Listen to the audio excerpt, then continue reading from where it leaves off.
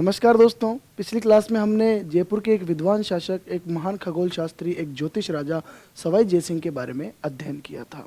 और हमने सवाई जयसिंह के बारे में देखा था कि सवाई जयसिंह ने किस प्रकार बूंदी राज्य के उत्तराधिकार मामले में हस्तक्षेप किया, किस प्रकार भरतपुर के मामले में हस्तक्षेप किया, फिर मराठों के साथ इनके क्या संबंध रहे, और फिर हमने देखा कि पेशवा बाजीराव के साथ में इनके क्या संबंध रहे और किस प्रकार धौलपुर समझौता इनके बीच में हुआ। स्थापत्य के क्षेत्र में, साहित्य के क्षेत्र में और खगोल विद्या के क्षेत्र में हमने इनकी बात की। और सबसे महत्वपूर्ण बात हमने ये की कि इन्होंने मोहम्मद शाह रंगीला को एक पुस्तक भेंट की, एक पुस्तक समर्पित की जिसका नाम था जीज मोहम्मद शाही। आगे हम सवाई जयसिंह के बारे में बात करने से पहले मैं आपको एक बात बताना चाहूँगा कि मैंने आपको मेवाड़ पढ़ाया, तब भी एक समझौता पढ़ाया था जिसका नाम है देबारी समझौता। और ये देबारी समझौता फिर से इंपॉर्टेंट हो जाता है। क्यों इंपॉर्टेंट हो जाता है कि इस देबारी समझौते में 3 पक्ष थे।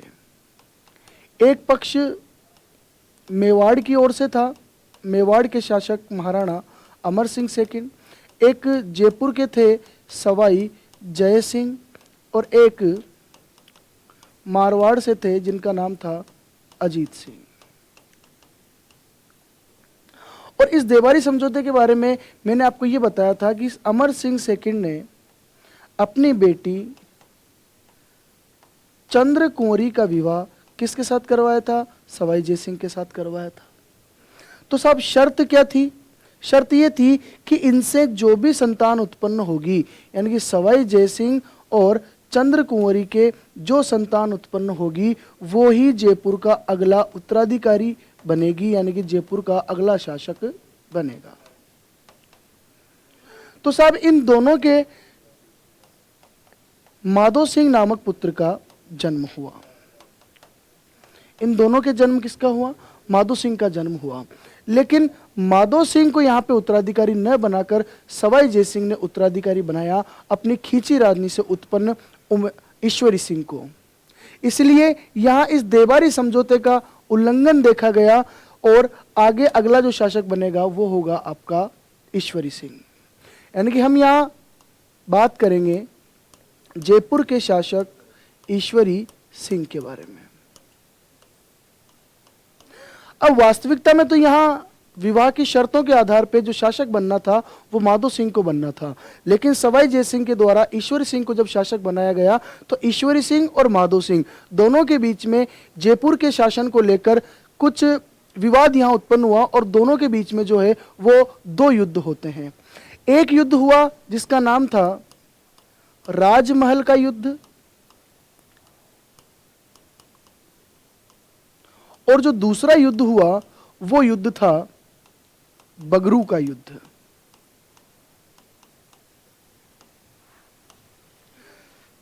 सत्रह ईस्वी में यह युद्ध हुआ और बगरू का जो युद्ध हुआ 1749 ईस्वी में यह युद्ध हुआ। राजमहल के युद्ध के अगर हम परिणामों की ओर देखें तो राजमहल का जो युद्ध था ये ईश्वरी सिंह और माधो सिंह के बीच में हुआ। यानी कि जयपुर के 2 शासक सवाई जयसिंह के दोनों बेटे जयपुर की राजगद्दी प्राप्त करने के लिए एक दूसरे से उत्तराधिकार संघर्ष करते हैं। और इस युद्ध में माधो सिंह का साथ देते हैं मराठा, मेवाड़, कोटा और बूंदी के शासक। लेकिन फिर भी ईश्वरी सिंह इस युद्ध में विजय हुआ और ईश्वरी सिंह इस युद्ध में जीत जाता है और माधो सिंह जो है इस युद्ध में हार जाता है। अगला युद्ध 2 साल बाद यानी कि 1749 में हुआ और इस युद्ध के बारे में हम देखेंगे कि यह युद्ध भी ईश्वरी सिंह और माधो सिंह दोनों के बीच में लड़ा गया। ईश्वरी सिंह और माधो सिंह के बीच में लड़ा गया। लेकिन इस दूसरे युद्ध का परिणाम यह हुआ कि इस युद्ध में कौन विजय हुआ? तो इस युद्ध में साहब माधो सिंह की विजय हुई। जयपुर की राजगद्दी प्राप्त करने के लिए सवाई जय सिंह के दोनों बेटों के बीच में युद्ध प्रारंभ हुआ। ईश्वरी सिंह और माधो सिंह के बीच में 2 युद्ध हुए, राजमहल का युद्ध और बगरू का युद्ध।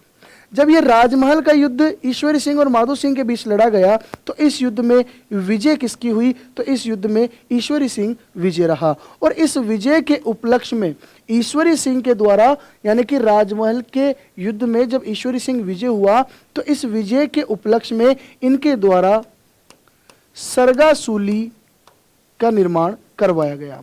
यह एक विजय के प्रतीक के रूप में, यानी कि एक विजय स्तंभ के रूप में सरगासूली का निर्माण जयपुर में करवाया गया। और इसी सरगासूली को जो है वो ईसर लाट के नाम से भी इतिहास में जाना जाता है। तो क्वेश्चन आए, ईसर लाट या सरगासूली कहाँ स्थित है? तो जयपुर में स्थित है। किसके द्वारा बनवाया गया? ईश्वरी सिंह के द्वारा बनवाया गया। क्यों बनवाया गया? तो आंसर होगा कि राजमहल के युद्ध में माधो सिंह पर विजय प्राप्त करने के उपलक्ष्य में ईसर लाट बनाया गया। अब बाद में बगरू का युद्ध हुआ और बगरू के युद्ध में माधो सिंह की विजय होती है और ईश्वरी सिंह की पराजय हो जाती है। इसीलिए जो मराठे थे, अब मराठे यहां दोनों भाइयों से धन की मांग कर रहे हैं, क्योंकि कुछ मराठे सैनिक ईश्वरी सिंह की ओर थे और कुछ मराठे सैनिक माधो सिंह की ओर थे। जब मराठों ने ईश्वरी सिंह से युद्ध की तनख्वाह या युद्ध का पैसा मांगने की जब मांग की तो ईश्वरी सिंह ने कहा कि मैं तो युद्ध हार चुका हूं, और जब मैं ये युद्ध हार चुका हूं तो मैं किस बात के पैसे आपको दूं? तो यहां एक चीज ये आती है कि जब मराठों ने ईश्वरी सिंह को परेशान कर दिया पैसों की मांग को लेकर, तो फिर इस ईश्वरी सिंह ने बाद में सरगासूली, यानी कि जो ईसर लाट बनाई थी, उस सरगासूली ईसर लाट से कूदकर इसने आत्महत्या कर ली। यानी कि नई चीज इतिहास में यह आती है कि मराठों ने बूंदी राज्य के उत्तराधिकार मामले में जब राजस्थान की राजनीति में प्रवेश किया तो वो प्रवेश इतना बढ़ता गया, धीरे धीरे मराठों का हस्तक्षेप राजस्थान की राजनीति में इतना बढ़ गया कि दो भाइयों को आपस में लड़ा दिया। और जब पैसों की मांग की गई तो सरगासूली पर से कूदकर ईश्वरी सिंह ने अपनी जान दे दी। तो मराठों के भय से आत्महत्या करने वाला शासक कौन था? तो नाम आएगा आपका ईश्वरी सिंह। और जब ईश्वरी सिंह की मृत्यु हो गई, ईश्वरी सिंह ने जब आत्महत्या कर ली, तो अगला शासक कौन बनेगा? तो अगला शासक बनेगा आपका माधो सिंह प्रथम। अब यहां अगला शासक बनेगा, अगले शासक के बारे में हम देखते हैं, तो नाम है उसका माधो सिंह, माधो सिंह फर्स्ट। अब यहां मैं आपको यह बात बताना चाहूंगा कि माधो सिंह जो है ये अपने कद की वजह से काफी प्रसिद्ध रहा। 7 फुट लंबा और 4 फुट चौड़ा, 7 फुट लंबा और 4 फुट चौड़ा ये आदम कद आदमी था। और इसका 7 फुट लंबा 4 फुट चौड़ा जो गाउन है, इसका जो गाउन है ये अभी वर्तमान में सिटी पैलेस जयपुर में रखा गया है। सिटी पैलेस जयपुर में माधो सिंह का 7 फुट लंबा और 4 फुट चौड़ा गाउन वर्तमान में मौजूद है। और राजस्थान में ये किसी भी शासक के रूप में अगर देखें तो सबसे बड़ा गाउन किसका माना जाता है? तो माधो सिंह का माना जाता है। अब माधो सिंह के बारे में देखें तो मैंने अभी आपको बताया कि राजमहल और बगरू का युद्ध इन दो भाइयों के बीच में हुआ और मराठों ने की आधी सेना ने ईश्वरी सिंह का साथ दिया और मराठों की आधी सेना ने माधो सिंह का साथ दिया। मराठों ने जब धन की मांग की तो ईश्वरी सिंह ने आत्महत्या कर ली। अब ईश्वरी सिंह का धन और माधो सिंह का जो बकाया धन था उसकी मांग मराठा माधो सिंह से करेंगे। मराठाओं ने कहा कि देखो आपका हमने साथ दिया तो आपको तो पैसा देना ही देना है, लेकिन आपके भाई का भी हमने साथ दिया था, इसलिए आपके भाई का पैसा भी आप ही भरोगे, क्योंकि वो आपका बड़ा भाई था। और बड़ा भाई जो है वो बाप समान होता है और बाप का कर्जा बेटा चुकाता है। तो माधो सिंह ने सोचा कि जब तुम में इतनी ही सामाजिकता थी, इतनी ही नॉलेज तुम में थी, इतना ज्ञान तुम लोगों में था, तो फिर हम दोनों भाइयों को लड़ा क्यों दिया तुमने? तो यार मराठों का तो सिर्फ एक मकसद था, मराठे जैसे तैसे करके धन की मांग करते थे। मराठे सिर्फ और सिर्फ धन से मतलब रखते थे, उनके लिए बाप बड़ा ना भैया, सबसे बड़ा रुपया। इसीलिए राजस्थान की राजनीति को एक कचरे का डिब्बा बनाकर मराठाओं ने रख दिया था। अब मराठाओं ने धन की मांग की माधो सिंह से। माधो सिंह का बड़ा भाई ईश्वरी सिंह जो पहले ही मराठों के डर से आत्महत्या कर चुका है और अब मराठों का टारगेट है माधो सिंह, इसलिए माधो सिंह ने यहां एक उपाय सोचा कि कैसे इन मराठाओं की समस्या से निजात पाया जाए। इसलिए इसने मराठाओं को आमंत्रित किया कि ठीक है जयपुर आ जाओ और जितना भी धन है वो बैठ के अपन सेटलमेंट कर लेंगे, आप जयपुर आ जाओ और सारे सरदार आओ, अपनी जितनी भी सेना है सारी सेना के साथ मस्ती से पूरे परिवार के साथ आप जयपुर आओ, आपको जयपुर का दर्शन भी करवाएंगे। हमारे पिता सवाई जय सिंह के द्वारा जयपुर शहर बसाया गया है, चौकड़ियों पर बसा हुआ है, काफी सुंदर यहाँ इमारतें हैं, आप देखने तो आओ एक बार। और मराठे जो है वो बड़ी खुशी से जयपुर दर्शन के लिए आते हैं और जयपुर घूम भी आएंगे और साथ में जो पैसा यहाँ से हमें राजस्व वसूल करना है वो भी हम साथ में ले आएंगे। लेकिन जब मराठे जयपुर में प्रवेश करते हैं तो जयपुर शहर में प्रवेश करने के बाद मैंने आपको बताया कि ये जो जयपुर शहर है ये दरवाजों के बीच में बना हुआ है। Zorawar Singh gate, Sanganeri gate, Ajmeri gate, कई सारे गेट इसके हैं। तो जैसे ही मराठे चार दीवार में प्रवेश करते हैं, जयपुर में प्रवेश करते हैं, तो माधो सिंह आदेश देता है और सारे दरवाजे बंद कर दिए जाते हैं, यानी कि मराठाओं को जो है वो जयपुर की चार दीवारी के अंदर कैद कर लिया जाता है और मराठाओं का नरसंहार किया जाता है, मराठाओं का कत्लेआम किया जाता है। तो एक भाई तो वो जिसने मराठाओं के डर से आत्महत्या कर ली और दूसरा भाई होगा जो मराठाओं का यहां कत्लेआम करने वाला शासक होगा। यानी कि मराठाओं का कत्लेआम किसने किया? तो आंसर होगा माधो सिंह ने किया। इसके समय का एक युद्ध काफी प्रसिद्ध है और युद्ध का नाम है भटवाड़ा का युद्ध। और ये भटवाड़ा का जो युद्ध है ये लड़ा गया 1761 ईस्वी में। क्यों भटवाड़ा का युद्ध लड़ा गया? कि इस समय जो मुगल बादशाह था अहमद शाह, उसके द्वारा जो रणथंबोर का किला था, रणथंबोर का जो दुर्ग था वो माधो सिंह को भेंट कर दिया गया था। और कोटा का जो शासक था शत्रुशाल, उसकी भी रणथंबोर पर नजर थी। तो अब रणथंबोर दुर्ग को लेकर जयपुर के माधो सिंह और कोटा के शत्रुशाल के बीच में युद्ध होगा। यानी कि भटवाड़ा का युद्ध किन दो रियासतों के बीच लड़ा गया? तो साहब जयपुर वर्सेस कोटा के बीच में यह युद्ध हुआ। और जयपुर का शासक कौन था? तो आंसर होगा जयपुर का शासक माधो सिंह था। और कोटा का शासक कौन था? तो आंसर होगा कोटा का शासक शत्रुशाल था। और कोटा के दीवान झाला जालिम सिंह ने भी इस युद्ध में भाग लिया था कोटा रियासत की ओर से। तो भटवाड़ा का युद्ध कब हुआ? 1761 में हुआ। किन किन के बीच हुआ? तो जयपुर और कोटा यानी कि माधो सिंह फर्स्ट और शत्रुसाल के बीच में हुआ। और शत्रुसाल का जो दीवान था झाला जालिम सिंह, उसने भी इस युद्ध में हिस्सा लिया। क्यों ये युद्ध हुआ? तो रणथंबोर को प्राप्त करने के लिए ये युद्ध हुआ, क्योंकि मुगल बादशाह ने रणथंबोर का जो किला था वो किसे सौंप दिया था? वो माधो सिंह को सौंप दिया था। और शत्रुसाल जो है इस किले को प्राप्त करना चाहता था। इसके समय की एक उपलब्धि यह है कि इसने 1763 ईस्वी में अपने नाम पर, यानी कि माधो सिंह ने अपने नाम पर सवाई माधोपुर शहर की स्थापना की। तो सवाई माधोपुर का संस्थापक कौन है? तो आंसर होगा आपका माधो सिंह।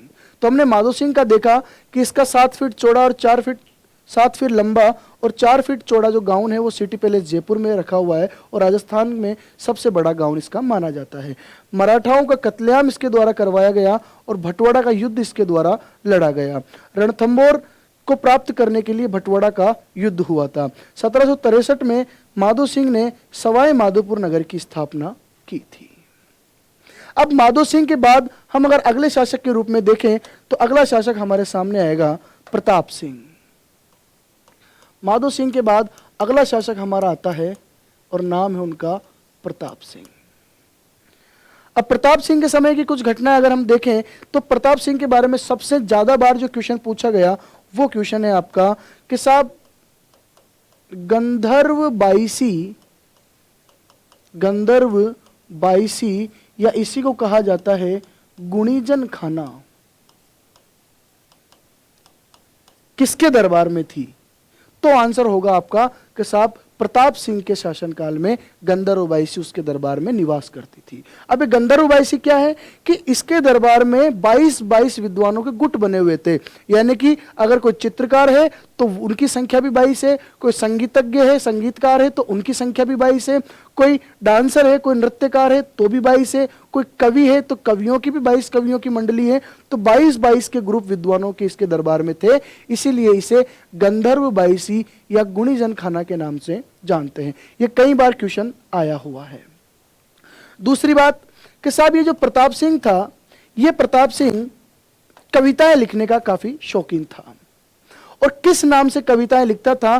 तो आंसर होगा कि ये ब्रजनिधि के नाम से कविताएं लिखता था। ब्रजनिधि नाम से ये काव्य लेखन करता था। ब्रजनिधि के नाम से इन्हें कविताओं का एक संग्रह बनाया और नाम रखा ब्रजनिधि। तो ब्रजनिधि के नाम से कविताएं लेखन का कार्य किसने किया? तो प्रताप सिंह ने किया।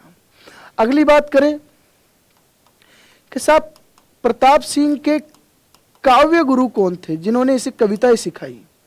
तो नाम आएगा आपका गणपत भारती, इसके काव्य गुरु रहे थे। और बात करें कि साहब इनके संगीत गुरु कौन थे? तो संगीत गुरु का नाम आता है कि चांद खां इनके संगीत गुरु थे। और चांद खां को प्रताप सिंह के द्वारा एक उपाधि दी गई थी और वो उपाधि है बुद्ध प्रकाश। अपने गुरु, संगीत गुरु चांद खां को प्रताप सिंह ने बुद्ध प्रकाश की उपाधि प्रदान की थी। अगली चीज देखें तो इनके समय जयपुर में एक विशाल संगीत सम्मेलन का आयोजन करवाया गया। जयपुर में विशाल संगीत सम्मेलन का आयोजन करवाया गया। संगीत सम्मेलन का आयोजन करवाया गया और इस सम्मेलन की जो अध्यक्षता थी, इस सम्मेलन की अध्यक्षता किसने की? तो इस संगीत सम्मेलन की अध्यक्षता की देवर्षि बृजपाल भट्ट के द्वारा। काफी इंपॉर्टेंट क्वेश्चन है। प्रताप सिंह के समय जयपुर में एक संगीत सम्मेलन का आयोजन करवाया गया और उस संगीत सम्मेलन की अध्यक्षता देवर्षि बृजपाल भट्ट के द्वारा की गई। और अगला क्वेश्चन ये बनता है कि राजस्थान में संगीत विद्या से संबंधित एक काफी इंपॉर्टेंट ग्रंथ है जिसकी रचना देवर्षि बृजपाल भट्ट के द्वारा की गई और उस ग्रंथ का नाम है साहब राधा गोविंद संगीत सार। राधा गोविंद संगीत सार। तो राधा गोविंद संगीत सार ग्रंथ के रचयिता देवर्षि बृजपाल भट्ट थे। इन्होंने संगीत सम्मेलन की अध्यक्षता की और यह संगीत सम्मेलन कहां आयोजित हुआ? जयपुर में प्रताप सिंह के द्वारा इसे आयोजित किया गया। अगली चीज देखते हैं तो साहब इनके द्वारा जयपुर में प्रताप सिंह के द्वारा जयपुर में 1799 ईस्वी में एक महत्वपूर्ण इमारत का निर्माण करवाया गया और उस इमारत का नाम था हवा महल। तो क्वेश्चन आए कि हवा महल का निर्माण किसने करवाया? तो प्रताप सिंह उसका आंसर होगा। कब करवाया? तो 1799 ईस्वी के अंदर करवाया। अब ये हवा महल के बारे में अगर हम जानकारी लें तो पहली बात तो ये कि ये एक 5 मंजिला इमारत है। दूसरी बात कि इस हवा महल का डिजाइन किसने तैयार किया, इसका वास्तुकार कौन था? तो हमारा आंसर होगा कि साहब उस्ताद लालचंद इसके वास्तुकार थे। उस्ताद लालचंद या लालचंद उस्ताद इसके वास्तुकार थे। अगली बात देखें तो साहब ये जो हवा महल है इसमें 365 मूल खिड़कियां हैं। मूल खिड़कियां कितनी हैं? 365 मूल खिड़कियां हैं, जबकि 953 जाली झरोखे हैं। ये क्वेश्चन आया हुआ है कि हवा महल में कुल जाली झरोखों की संख्या कितनी है?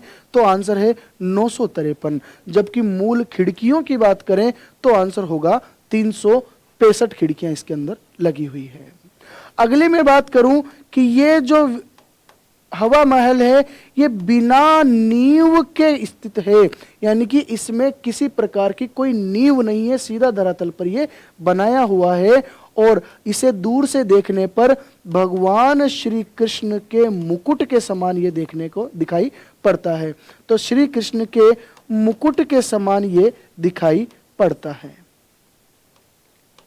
और यूनेस्को की वर्ल्ड हेरिटेज साइट के रूप में इस हवा महल को चुना गया है। अब अगर हम अगली बात करते हैं, साहब हवा महल के वक्त का निर्माण क्यों करवाया गया? तो हवा महल का निर्माण उस समय जयपुर में तीज की निकासी या किसी भी धार्मिक उत्सव या किसी जुलूस को जब रानियां देखती थी, तो रानियों के जुलूस देखने के लिए या तीज की सवारियां, गणगौर की सवारियां देखने के लिए इस महल का निर्माण करवाया गया, जिसमें जयपुर के इस छोर से लेकर दूसरे छोर तक हम इन जाली झरोकों के माध्यम से सुगमता के साथ देख सकते थे। अब पैटर्न हो गया चेंज। अब कोई नहीं पूछता कि हवा महल का निर्माण किसने करवाया, कब करवाया। एक चीज तो आप ये याद रखना कि हवा महल का जो वास्तुकार था, इस वास्तुकार का नाम लालचंद उस्ताद था। अब अगली बात करें कि ये हवा महल जो है ये 5 मंजिला इमारत है, और इन 5 मंजिलों के बारे में काफी बार एग्जाम में क्वेश्चन पूछे जाते हैं। तो हम एक बार हवा महल की इन 5 मंजिलों के बारे में देखते हैं, इन्हें क्या क्या नाम दिया गया है ये भी हम देखते हैं।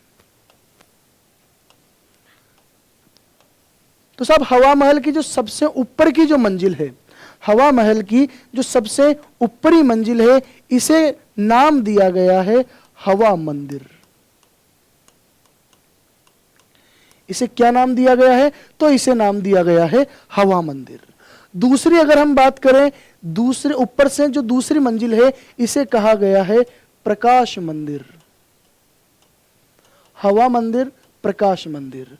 तीसरी मंजिल को कहा गया है विचित्र मंदिर। विचित्र मंदिर। अब अगर चौथी मंजिल की हम बात करें, तो चौथी मंजिल को कहा गया है रतन मंदिर। चौथी मंजिल को कहा गया है रतन मंदिर। और धरातल की अगर हम बात करें, तो इसका जो ग्राउंड फ्लोर है, जो पहली मंजिल है, इसे नाम दिया गया है शरद मंदिर। और किसी अभी एक एग्जाम के अंदर इस शरद मंदिर को प्रताप मंदिर के नाम से भी क्वेश्चन पूछा गया है। तो हम हवा महल की इन 5 मंजिलों के बारे में देखेंगे। तो सबसे ऊपर की जो मंजिल है, इसे हवा मंदिर कहा गया। दूसरी मंजिल को, यानी कि चौथी जो मंजिल है, इसे प्रकाश मंदिर कहा गया। बीच वाली मंजिल को विचित्र मंदिर कहा गया, और दूसरी मंजिल को रतन मंदिर, और पहली मंजिल को शरद मंदिर या प्रताप मंदिर के नाम से भी जानते हैं। तो ये प्रताप सिंह की कुछ सांस्कृतिक उपलब्धियां थी कि इन्होंने ब्रज निधि के नाम से काव्य लेखन किया। इन्हीं के समय देवर्षि ब्रजपाल भट्ट ने राधा गोविंद संगीत सावर नामक ग्रंथ की रचना की। इनके समय जो है वो गंधर्व बाईसी इनके दरबार में विद्यमान थी, या गुणीजन खाना इनके दरबार में विद्यमान थी, और इन्होंने हवा महल का निर्माण किया, जो 5 मंजिला इमारत है, बिना किसी नींव के खड़ी हुई है, और भगवान श्री कृष्ण के मुकुट के समान ये वर्तमान में स्थित है। 953 इसमें जाली झरोखे हैं, और 365 इसमें मूल खिड़कियां हैं। और इनकी मंजिलों के बारे में हमने देखा। अब बात करते हैं, ये तो सांस्कृतिक योगदान इनका रहा जयपुर के इतिहास में। अब हम बात करें कि साहब सवाई प्रताप सिंह जो थे, इन प्रताप सिंह का राजनीतिक कैरियर क्या था? तो प्रताप सिंह और जो मराठे थे,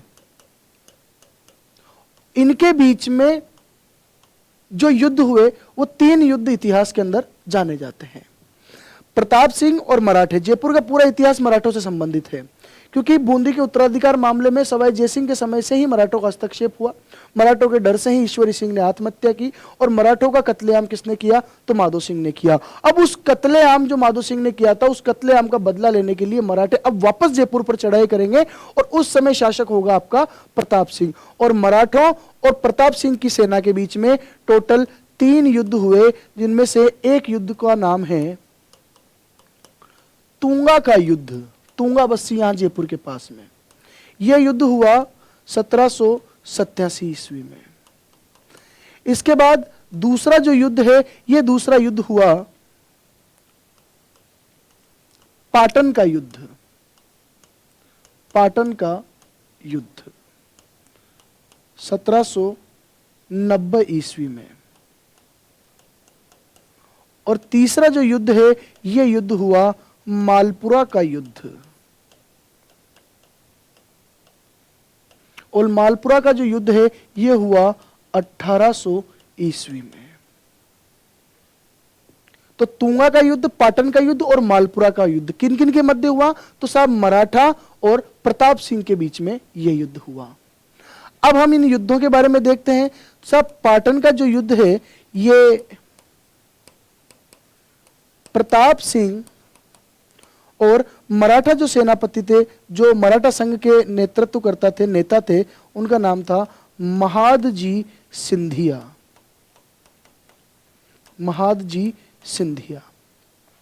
प्रताप सिंह और महादजी सिंधिया के बीच में जब यह युद्ध हुआ तो प्रताप सिंह का साथ जो दे रहे थे उनका नाम था मारवाड़ के शासक विजय सिंह। कहां के थे विजय सिंह? मारवाड़ के थे। और पहला जो ये तुंगा का युद्ध हुआ, इस तुंगा के युद्ध में मराठों की हार हुई और विजय किसकी हुई? तो साहब विजय हुई प्रताप सिंह के पक्ष की, यानी कि जयपुर की विजय हुई। तो तुंगा का युद्ध प्रताप सिंह और महादजी सिंधिया के बीच में हुआ 1787 में, और इस युद्ध में मारवाड़ के विजय सिंह ने प्रताप सिंह का साथ दिया था और इस युद्ध में राजपूतों की विजय हुई। अगली चीज हम देखते हैं कि साहब ये पाटन का युद्ध का क्या परिणाम रहा। तो पाटन का युद्ध भी किस किस के बीच होगा? तो पाटन का युद्ध भी होगा प्रताप सिंह और महादजी सिंधिया के बीच में। महादजी सिंधिया के बीच में वही पक्ष होगा, प्रताप सिंह का साथ देगा मारवाड़ का विजय सिंह। लेकिन इस युद्ध में विजय किसकी हुई? इस युद्ध में मराठाओं की विजय हुई। इस युद्ध में मराठा जीत जाते हैं और प्रताप सिंह पाटन के युद्ध में हार जाता है। क्या कारण रहा कि महादजी सिंधिया और मराठे जीते? इसका कारण यह रहा क्योंकि इस युद्ध में मराठों का साथ देने के लिए एक फ्रांसीसी योद्धा, एक फ्रांसीसी सेनापति डी बॉय जिसका नाम था, उसने मराठों का साथ दिया। तो फ्रांसीसी योद्धा, फ्रांसीसी नेतृत्वकर्ता डी बॉय का साथ मिलने के कारण मराठे इस युद्ध के अंदर जीत जाते हैं और प्रताप सिंह का पक्ष इस युद्ध के अंदर हार जाता है।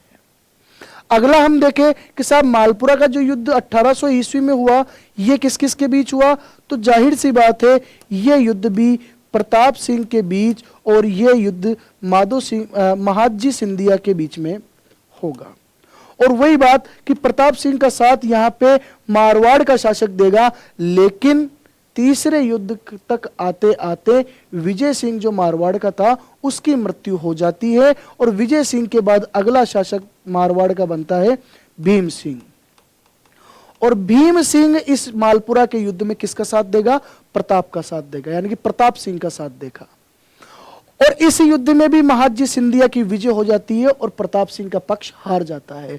यही कारण रहा जो दूसरे युद्ध में मराठों की विजय का कारण था कि जो फ्रांसीसी योद्धा था डी बॉय, इसी डी बॉय ने साथ दिया किसका?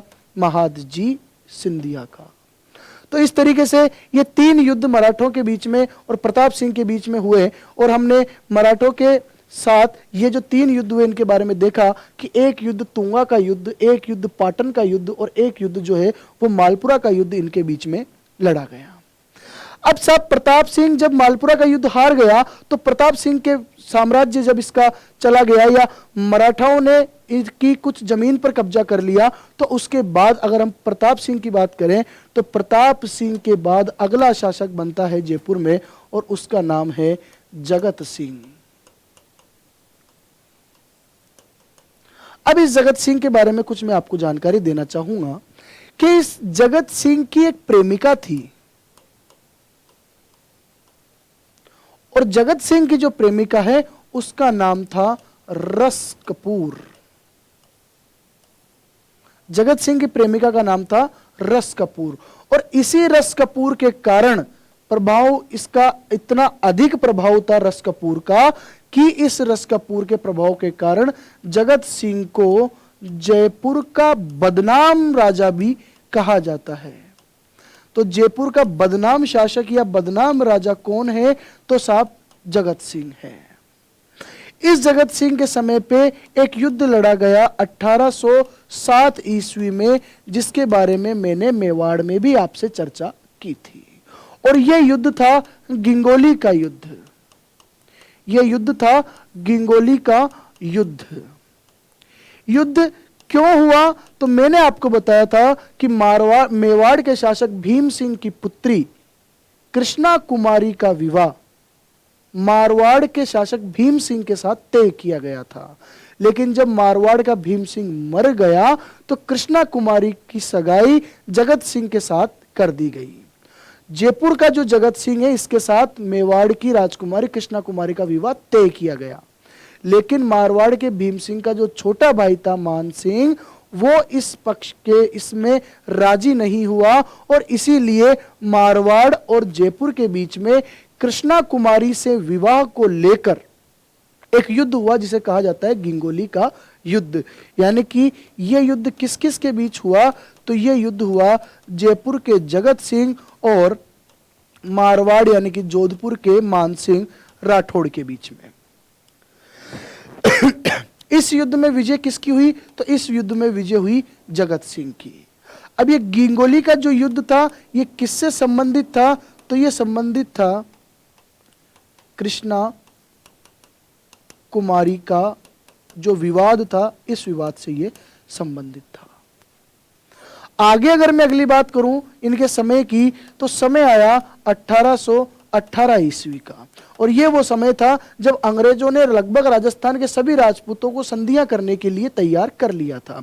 इसीलिए 1818 में इस जगत सिंह के समय पे अंग्रेजों के साथ संधि होती है। अंग्रेजों के साथ संधि इसके द्वारा कर ली जाती है। तो देखो एक चीज देखो आप, 1818 में ये जो संधियां हुई, कृष्णा कुमारी के विवाद को भी अगर आप याद रख लेते हैं तो भी 3 राज्यों की संधियां आपको याद रह जाएगी।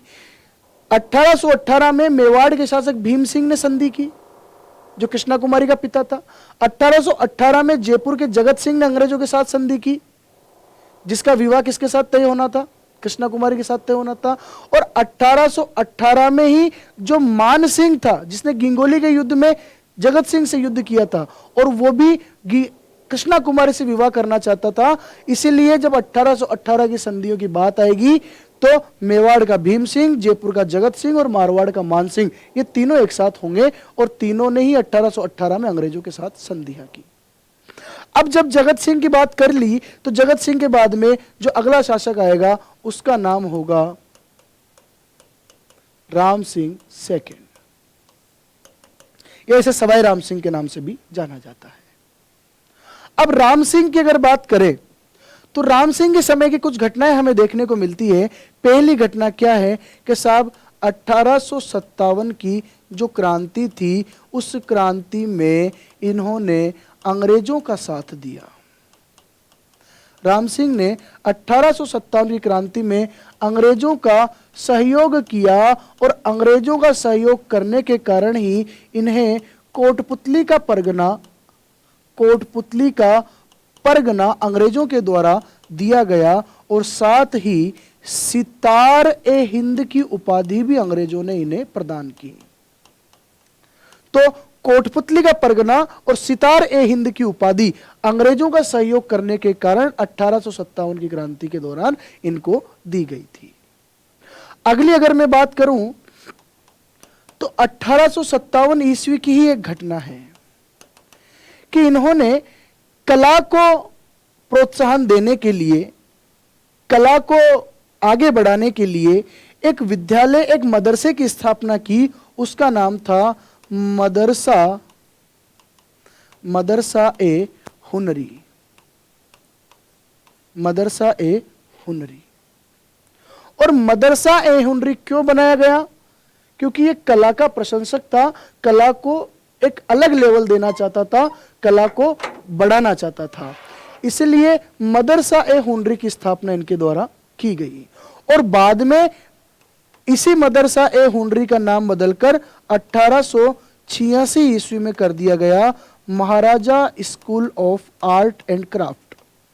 महाराजा school of art and craft.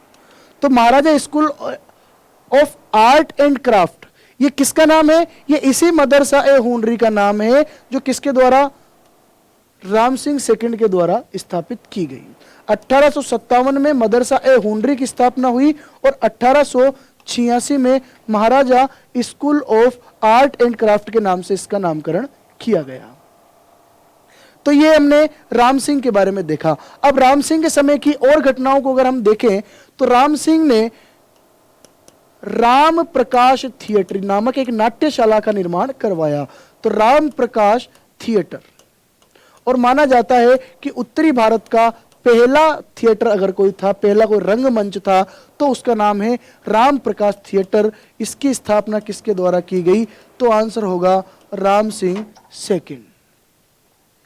आगे अगर हम देखें तो इसके समय 1876 ईस्वी में प्रिंस अल्बर्ट का जयपुर आगमन हुआ, और जब प्रिंस अल्बर्ट जयपुर आए तो उनके सम्मान में राम सिंह सेकंड ने जयपुर पर गुलाबी रंग करवाया।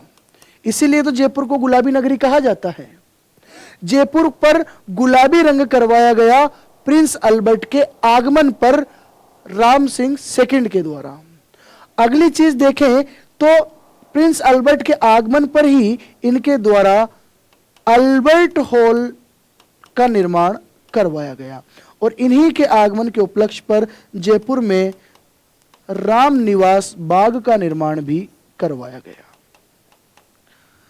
तो जयपुर पर गुलाबी रंग, अल्बर्ट हॉल का निर्माण और राम निवास बाग गार्डन का निर्माण राम सिंह सेकंड के द्वारा करवाया गया था। किस उपलक्ष्य में? तो prince Albert, prince of Wales, जो प्रिंस अल्बर्ट थे, उनके सम्मान में करवाया गया। अब हम यहां दोनों चीजों के बारे में अलग अलग तरीके से देखेंगे।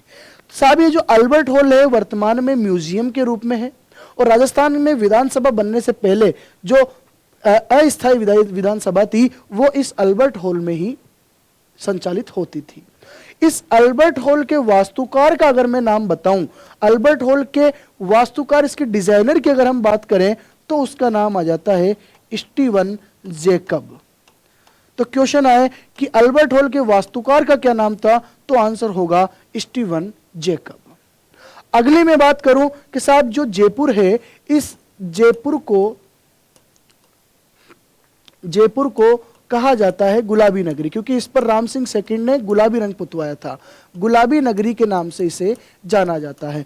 लेकिन एक क्वेश्चन यहां यह है, एक बात मैं आपको यह बताऊं कि एक लेखक है स्टैनले रीड, एक अंग्रेजी लेखक है स्टैनले रीड, और स्टैनले रीड ने एक पुस्तक की रचना की जिसका नाम था the royal town of India. The royal town of India में स्टैनले रीड ने पहली बार जयपुर को गुलाबी नगरी कहा है। जयपुर को जो गुलाबी नगरी हम कहते हैं, इसका पहला प्रमाण, पहली बार गुलाबी नगरी कहां कहा गया है? तो स्टैनले रीड की पुस्तक the royal town of India में गुलाबी नगरी किसे कहा गया है? जयपुर को कहा गया है पहली बार। तो ये हमने देखा कि राम प्रकाश थिएटर का निर्माण करवाया, इसके बाद जयपुर को गुलाबी रंग पुतवाया, अल्बर्ट हॉल का निर्माण करवाया, रामनिवास बाग का निर्माण करवाया, इन्होंने मदरसा ए हुनरी का निर्माण करवाया, और वही जो है बाद में जाकर Maharaja school of art and craft के नाम से जानी गई। इन्हीं के समय में एक महिला विद्यालय की स्थापना भी जयपुर में मानी जाती है, और वो स्पेशली सिलाई के उद्देश्य से महिलाओं को शिक्षा देने के लिए उस विद्यालय का निर्माण करवाया गया था। और राजस्थान में महिला शिक्षा की ओर किसी भी रियासत में किया गया वो पहला कदम उठाया गया, पहला कदम माना जाता है। वो भी किसके समय की घटना है? वो भी राम सिंह सेकंड के समय की घटना है। अब राम सिंह के बाद अगला शासक हम देखेंगे, उनका नाम है माधो सिंह सेकंड। तो सबसे पहले तो आपको मैं यहां यह बात बताना चाहूंगा कि ये जो माधो सिंह सेकंड थे, इनका उपनाम है, इन्हें बब्बर शेर के नाम से जाना जाता है। किस नाम से इन्हें जाना जाता है? तो आंसर होगा कि इन्हें बब्बर शेर के नाम से जाना जाता है। दूसरी बात कि इनके समय 1904 में जयपुर में डाक व टिकट व्यवस्था की शुरुआत की गई। इनके समय जयपुर में डाक व टिकट व्यवस्था की शुरुआत की गई और 1904 में जो डाक और टिकट व्यवस्था की शुरुआत माधो सिंह सेकंड के द्वारा की गई, इसे राजस्थान में डाक और टिकट व्यवस्था की शुरुआत माना जाता है। तो राजस्थान में सर्वप्रथम किस रियासत में डाक टिकट की शुरुआत हुई? तो आंसर होगा जयपुर रियासत। और किसके शासनकाल में हुई? तो आंसर होगा माधो सिंह सेकंड। माधो सिंह सेकंड के समय एक महत्वपूर्ण स्थापत्य हुआ और स्थापत्य यह था कि इन्होंने जयपुर में अतिथियों के सम्मान के लिए मुबारक महल का निर्माण करवाया। तो क्वेश्चन आता है कि मुबारक महल राजस्थान में कहां है? तो एक मुबारक महल तो है आपका जयपुर में, जिसका निर्माण माधो सिंह सेकंड के द्वारा करवाया गया, और एक मुबारक महल है आपका टोंक जिले में, टोंक शहर में। अगली बात मैं बताऊं कि साहब सवाई जयसिंह ने मराठाओं के आक्रमण से बचने के लिए नाहरगढ़ दुर्ग का निर्माण करवाया था। सवाई जयसिंह ने मराठाओं के भय से बचने के लिए, मराठाओं से बचने के लिए नाहरगढ़ दुर्ग का निर्माण करवाया था। और उसी नाहरगढ़ दुर्ग में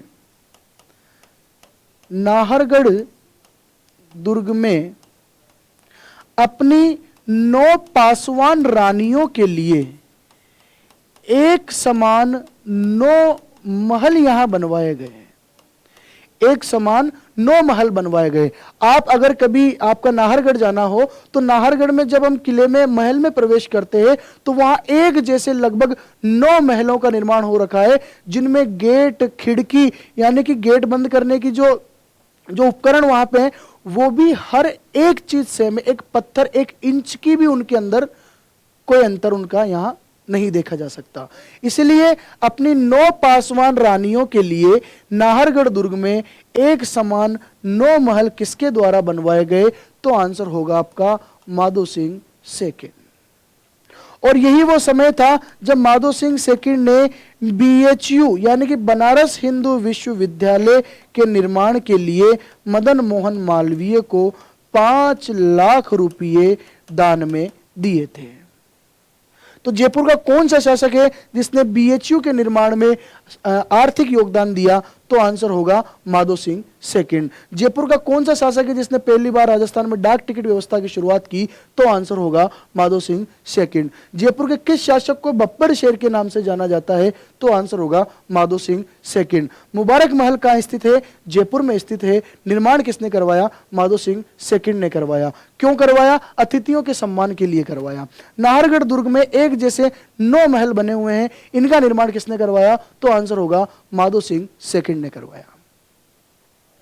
आगे हम जयपुर के अंतिम शासक के रूप में देखेंगे महाराजा मानसिंह द्वितीय को।